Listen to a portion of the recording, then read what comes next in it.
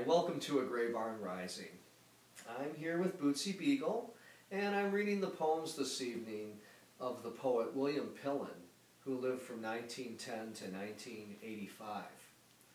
Pillin was born in the Ukraine and emigrated to the United States at a young age, moving to Chicago, where he met his wife, Poya, and they lived in Chicago for a number of years and then moved to New Mexico, where they bought, 10 or 15 acres of land and lived there for a while. And then they moved back to Chicago for some years and then eventually relocated and lived in Los Angeles. It was in Los Angeles where Pillin became a vital member of the vibrant poetry community in LA in the 1950s. That community included poets such as Tom McGrath, Gene Frumkin, Mel Weisberg, Alvaro Cardona Hine, Burt Myers, and a host of others. It was a very vital poetry scene. So I'd like to share some of the poems of William Pillin with you this evening. I want to read across a variety of his books, and I'm going to begin with an older book of his, Passage After Midnight. Viewers of this program know that I love to read out of early editions of books. This book was later collected in Pavan for a Fading Memory, and many of these poems were later collected in his Poems New and Selected, To the End of Time. So this is interesting, sort of a couple generations of selected here. But I want to read out of the very earliest appearance of this particular poem. So I'm going to begin with reading this poem entitled The Blue Fear.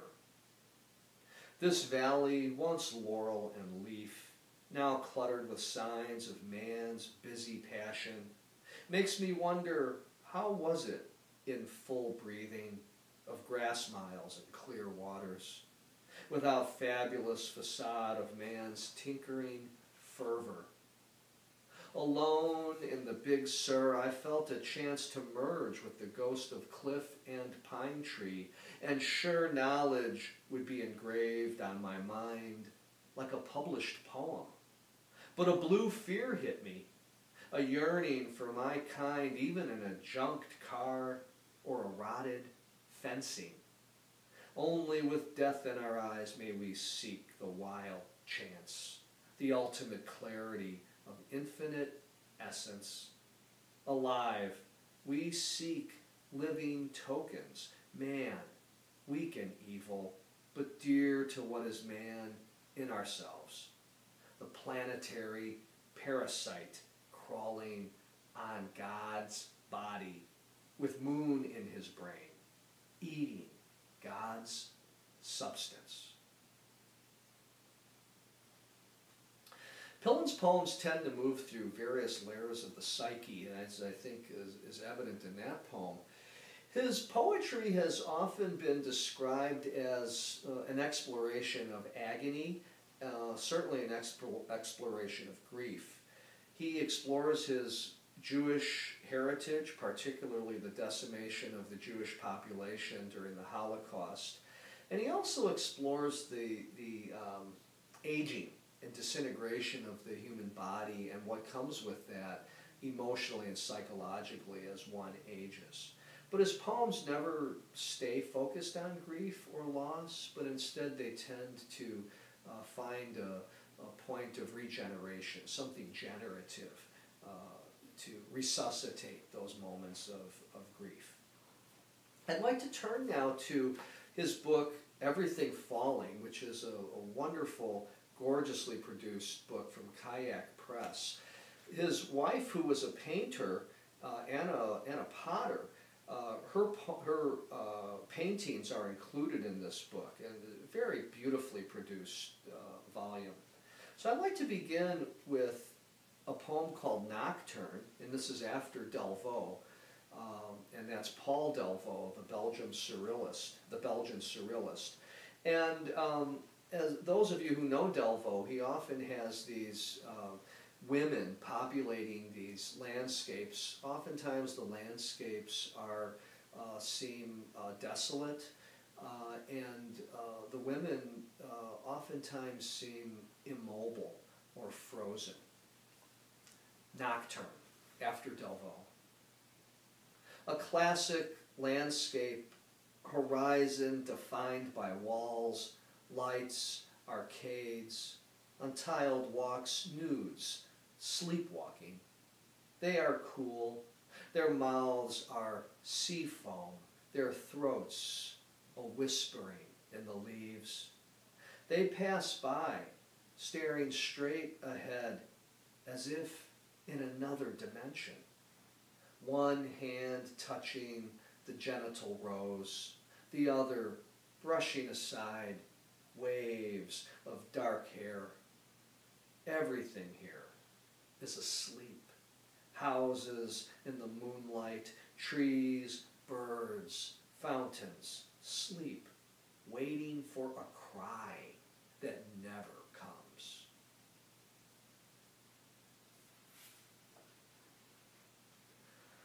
This poem, Housewife, is a fascinating exploration of systemic sexism.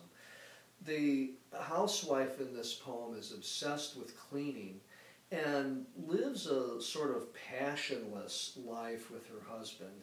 And the exploration in this poem is rendered, as I said, as a kind of systemic sexism, that she's bound to having this one existence of cleaning and keeping the house, and therefore it robs her of something vital and generative in her life. Housewife. In order to breathe, in order to feel the uncorrupted air upon her naked skin, she must wage a relentless duel with dust. With a rag, a scrub bucket, and a broom, she drives out the demons of dirt. She flicks silver on crystals and mirrors. Her copper dazzles the gloom, and not a speck on her window deflects the visiting stars. In the evening, she presides over the porcelain ghosts of the kitchen, where she rests wearily, triumphantly.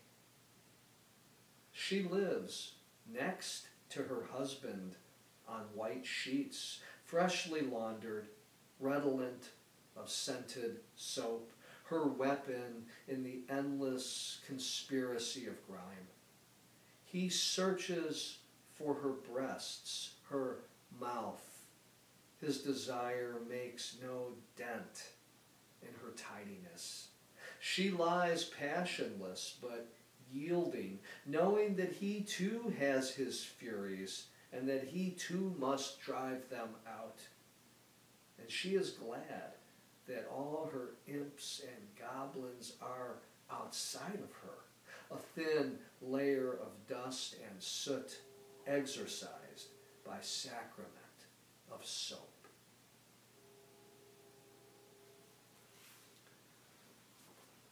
I'd like to turn now to The Abandoned Music Room, which is another book of Pillin's from Kayak Press, and another book that includes these gorgeous paintings of his wife, Poya Pillin. And this is a more a poem of social justice called Disappearances. Into the hoodoo sea disappear men, planes, freighters, sailing vessels, unruffled, sunlit seascape. But where is the mariner? Star tiger? Cyclops? No debris or flotsam, no bodies, just gone. Jews disappear into the sky above Białystok. Africans disappear into the sands of Sahel. God, where have you gone? Sucked into one of your own pulsars? Meadows, barns, stables, where have they gone? Into what collapse of faults? What sea of darkness? Seals and pelicans disappear into the dark mist off the coast at Monterey. Poets disappear into the San Francisco Bay. Tibet disappears from the map. A generation of children disappears into dimly lit doorways. Ishtar and Aphrodite disappear in a Hollywood go-go joint. Season of rebellion, summers of love, where have they gone? Into what wrinkle of blue, what enigma of calms? Our songs, our poems, ghostly derelicts in the port of the missing. I think that poem sort of exemplifies Pillin's interrogation of social injustice. And again, the poem becomes redemptive in that the poet can speak the injustice and therefore be a witness to that, make that manifest. There's another poem from the abandoned music room entitled Nocturne with Faces of the Dead. He has many poems that take place in the middle of the night, these poems of darkness in which the poet searches the psyche, human psyche, for some sense of solace. Some nights I see the faces of the dead, small cohesions of mist on my window, thin, pale, ravaged faces, mouths open to a shuddering wind. Their killers are even now calmly walking the streets of this city. I rise from my bed, a swollen gland bursts in my veins, and pulsing in my blood extends my fingernails to long, sharp claws. Fangs sprout from my mouth. I become a furry, stinking beast. I prowl the shadows in search of prey. Then the faces of mist condense. Tears run down the blue glass and soak into the warm loam. The dead, with their immense silence, bless me to sleep.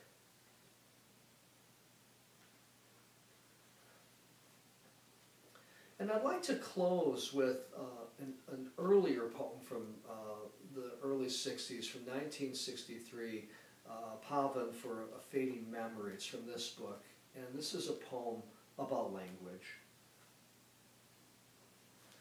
It's entitled Words Again Emerging.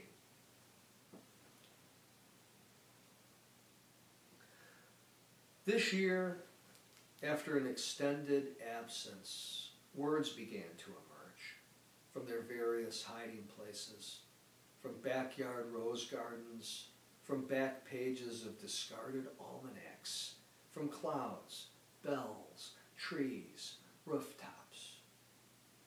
It is good to have them again, around the stove, at one's elbow, dropping from beards of old men, shaken from bracelets of passing girls, not from the learned book I meant to read someday, not from the endless whispering of the sullen mind. I wanted to close with that poem because, again, it speaks about the transformative power of a William Pillin poem to delve into the sullen and to somehow make it joyous and redemptive. So again, I read from Pavan for a Fading Memory, The Abandoned Music Room, Everything Falling, and Passage After Midnight. And that's just a brief sampling of the poems of William Pillin. I hope you enjoyed listening to his work, and I hope that you seek it out. And thanks again so much for joining Bootsy and me for another episode of A Great Bar.